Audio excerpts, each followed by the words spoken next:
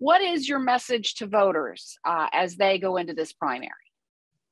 Well, my message to voters is really take a look at the candidates that are running.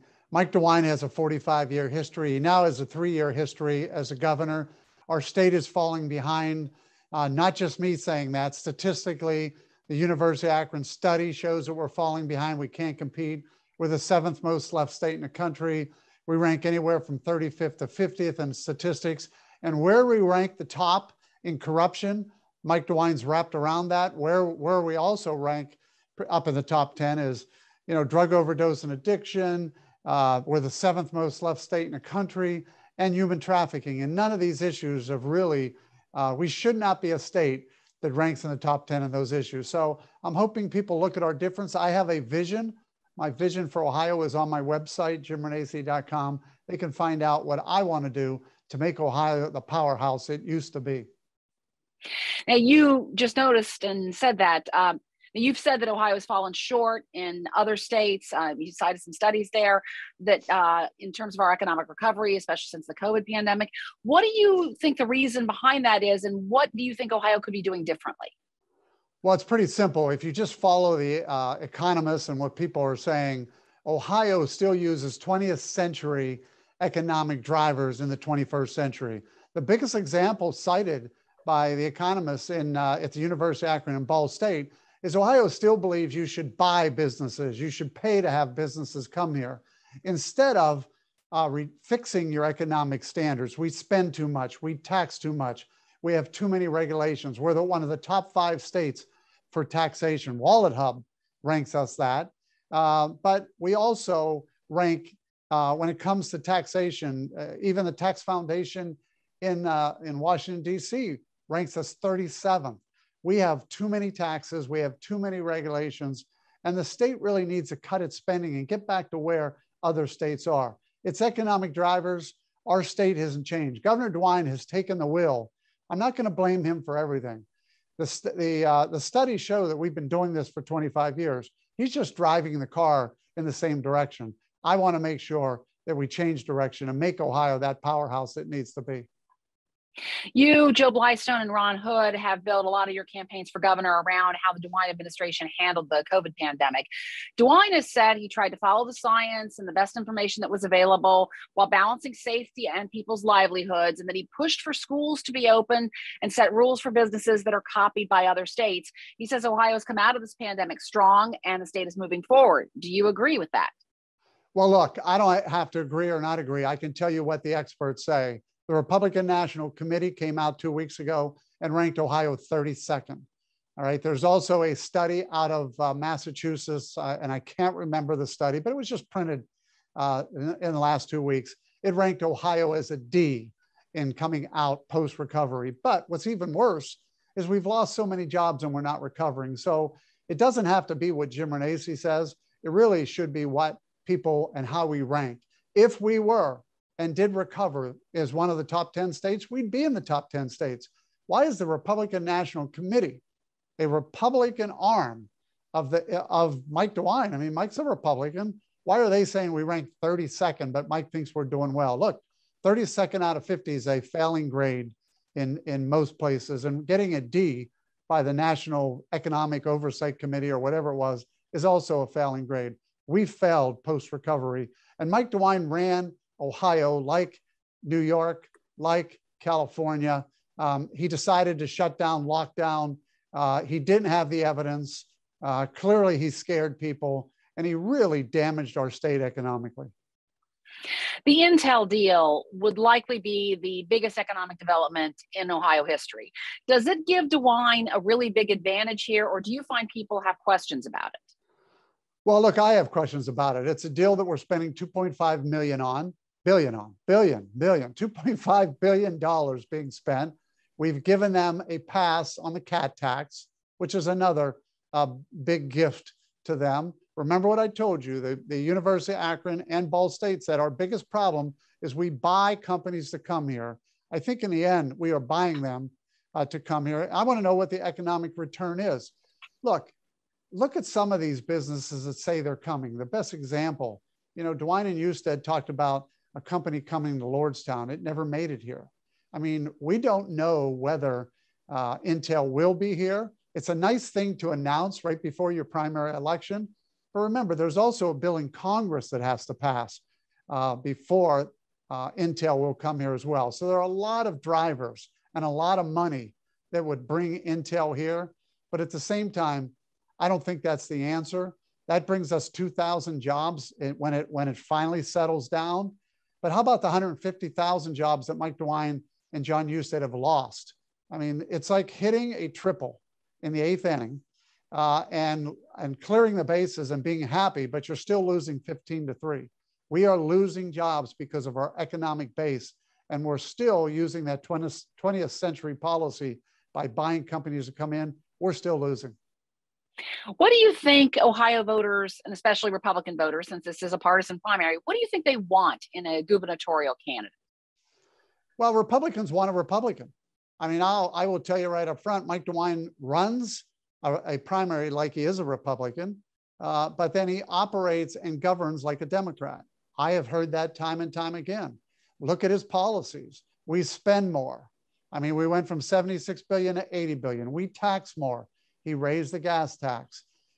He says he's pro-life, but yet he hired a pro-abortion medical director. And while he was shuttering businesses, which is also not a Republican standard, while he was shuttering businesses, he relicensed an abortion facility. Those are things that don't make you a Republican, and you can't become a Republican right before the primary election. Now he's trying.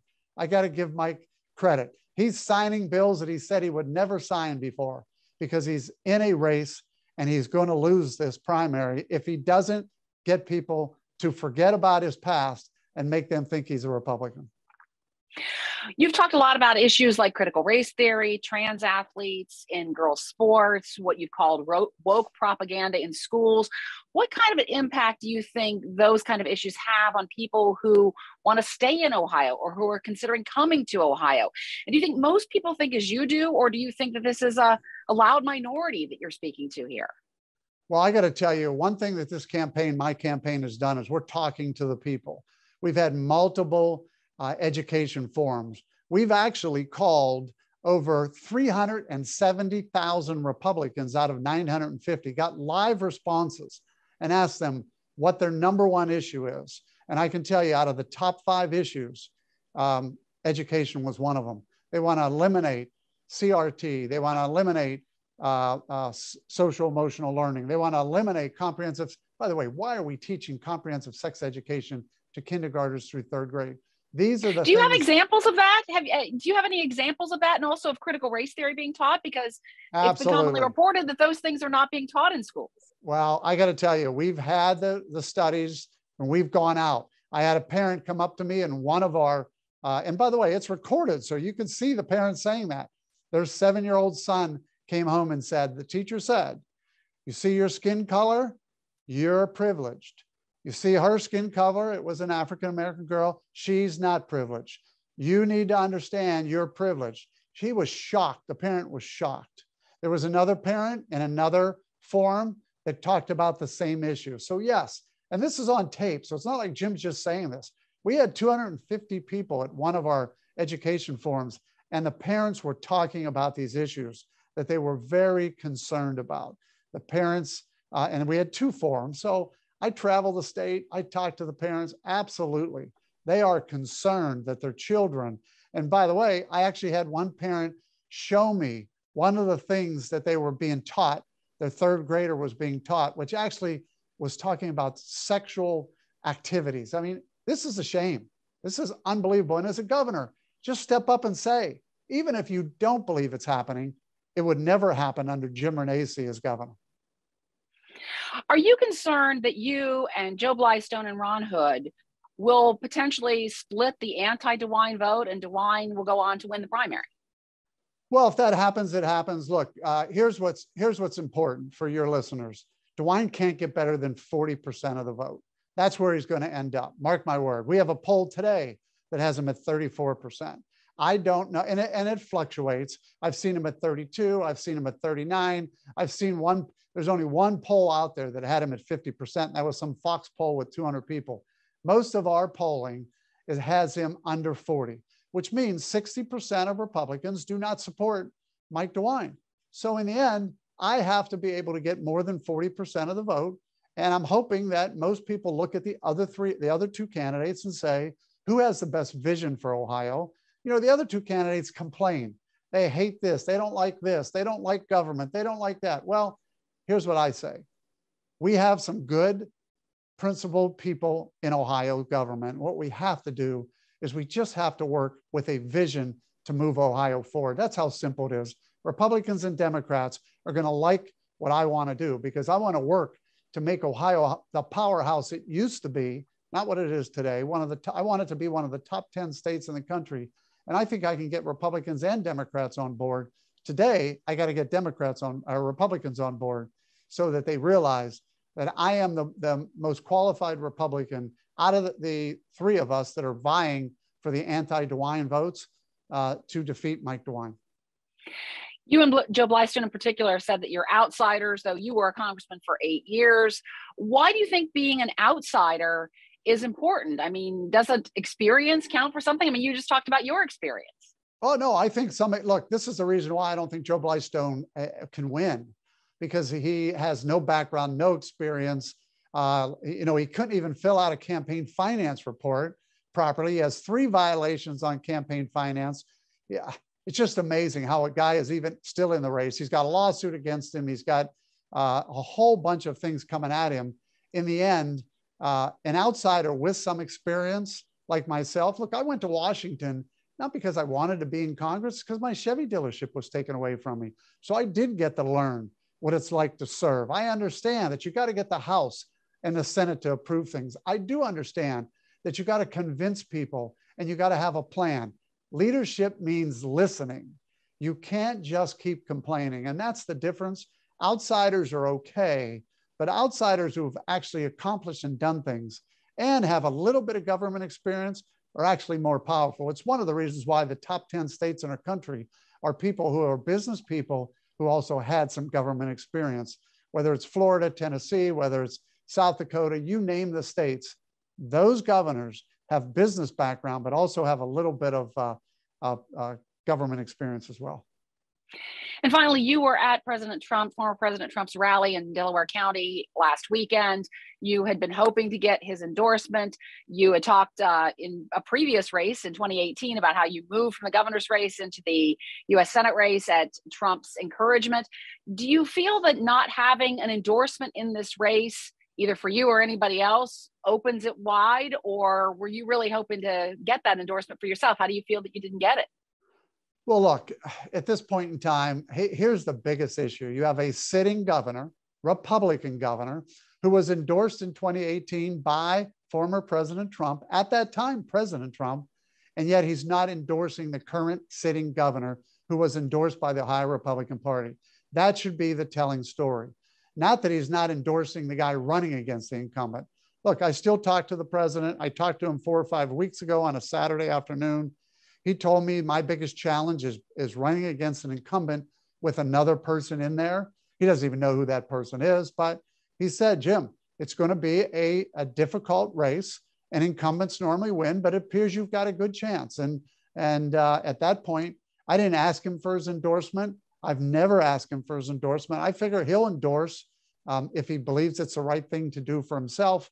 In the end, I just got to keep letting people know that I believe in the Make America Great policies. I believe in the business policies that he was pushing, and I'll make those policies a staple of the Reancci governorship.